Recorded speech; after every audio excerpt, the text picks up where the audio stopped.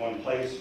That fills me with spirit and energy for the work that has to get done to protect and defend the interests of Bahamians in Chicago and the Midwest jurisdiction as the Honorary Consul of the Bahamas.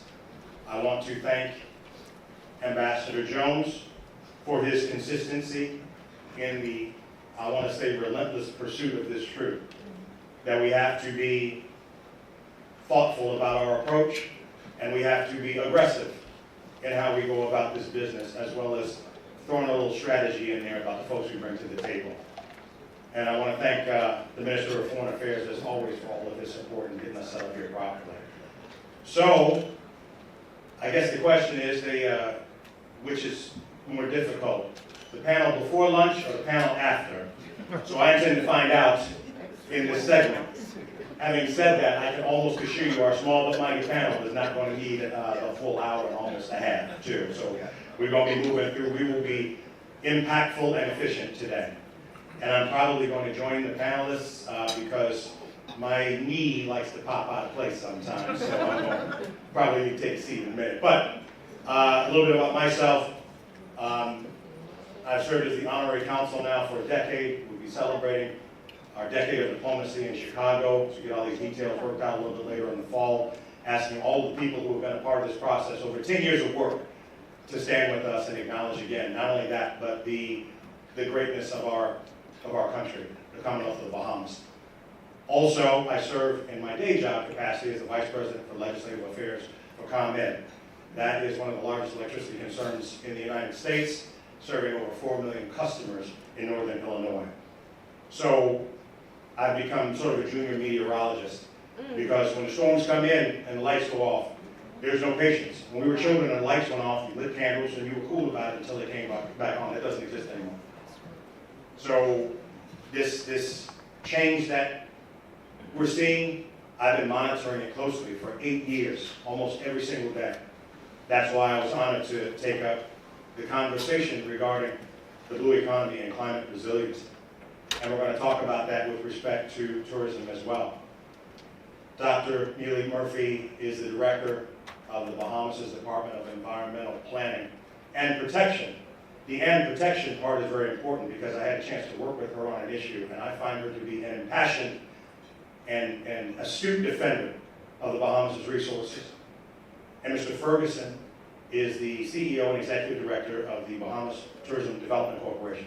So he is my new best friend after this meeting, because we've got a lot of work that I want to do in Chicago. So I'm going to ask them to give a moment about themselves and their being here as well, so we can get this conversation started. Beginning with Dr. Murphy. Good afternoon, everyone. I would like to thank Ambassador Jones and the embassy and all of the organizers for the invitation. It's indeed a pleasure to be here today. As was just stated, I am Dr. Neely Murphy, the Director of the Department of Environmental Planning and Protection. I am an environmental scientist by training. I have a PhD in environmental science with a focus on climate change risk. And so I love my job. And to do a job like this is very important that you love it, because you're going to be faced with a lot of challenges. And you have to love your job to be able to do the right thing when you're faced with a challenge. And as we're sitting here talking about the blue economy and climate change, the Bahamas' #1 industry is tourism. I think we've heard that several times this morning. It was something that we have all grown up hearing, that tourism is the #1 industry, it's everyone's business.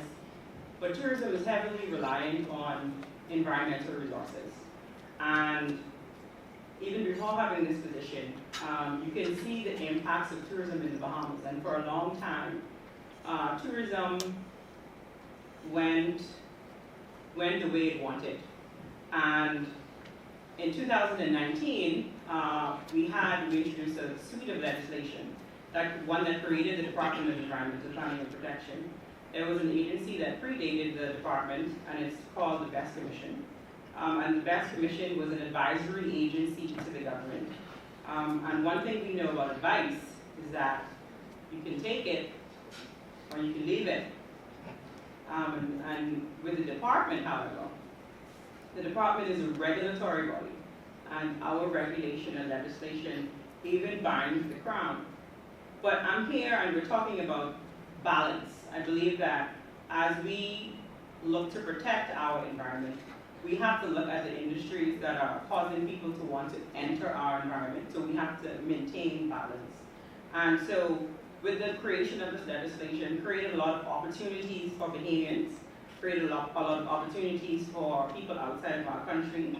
We have a booming environmental consultancy industry right now as a result of this legislation, because tourism is our #1 industry. Construction is booming. People are building infrastructure, hotels, marinas, golf courses in the Bahamas. And the department is responsible for the environmental regulation of the new development. We're responsible for looking at the environmental regulation of renewable energy. Much of that was spoken about today. Recycling and plastics. Plastics are a problem for our marine ecosystems. And many people come to our shores to play and enter our marine ecosystems. And our marine ecosystems are struggling because of the introduction of plastics. And much of the plastics don't come from Bahamian waters or the Bahamian land. These plastics are international plastics. And so whereas the Bahamas has introduced as well legislation to govern single-use plastics in country, there are so many other external factors that are challenging our ability to govern our marine ecosystems. And so the department is tasked with all of these, and it's work that we do with love and passion every day. And so I'll stop there with the introduction and allow my colleague panelists to carry on. Thank you, Dr. Neely, and I'm going to join her in thanking Ambassador Jones and the entire team, certainly the partners as well, for this kind invitation for the Tourism Development Corporation, the agency of government that I represent, to be here. Of course, the Tourism Development Corporation is essentially the new corporation and government now responsible for very specifically looking at the sustained and the continuous growth and development of the tourism product. As Dr. Neely would have indicated, the tourism product heavily rests on so much of this blue economy, so much on the environmental side of things. Of course, everyone knows the WTO's definition of sustainable tourism encompasses those 3 pillars: environmental, socio-cultural, as well as economic. And of course, they work together, they go hand in hand. And so when we talk environment, we have to talk about how that impacts the socio-cultural, how that impacts the economic side of things as well.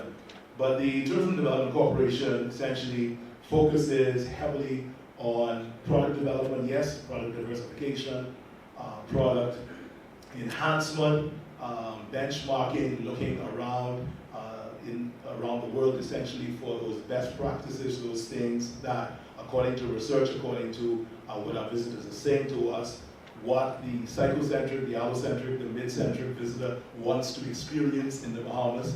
Again, so much of that focused around and centered around the blue economy. But it also focuses again on, we also focus our attention on product, business development, ensuring that micro, small, medium-sized enterprises in the Bahamas, that they get the support that they need, that they get the lifeline sometimes that they need to be able to thrive and obviously become economically viable. And then, of course, a huge part of our legislative mandate focuses on ensuring that we create linkages, very important linkages with those primary, secondary, tertiary industries that are in some ways complementary, supplementary to the work that tourism does. We talk a lot about the diversification of the industry, but nowadays we're talking a lot about the diversification within the industry, ensuring that the agri-tourism linkage, ensuring that the small manufacturing linkage, that the finance linkage and all the other linkages happen.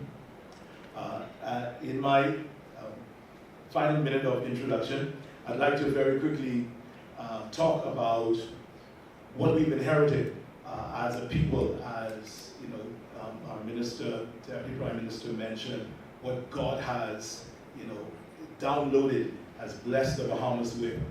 because I think as we talk about the preservation, as we talk about sustainability, I think it's important for Bahamians and those persons who are interested in the Bahamas to know how incredibly rich and how vast what we have been given is.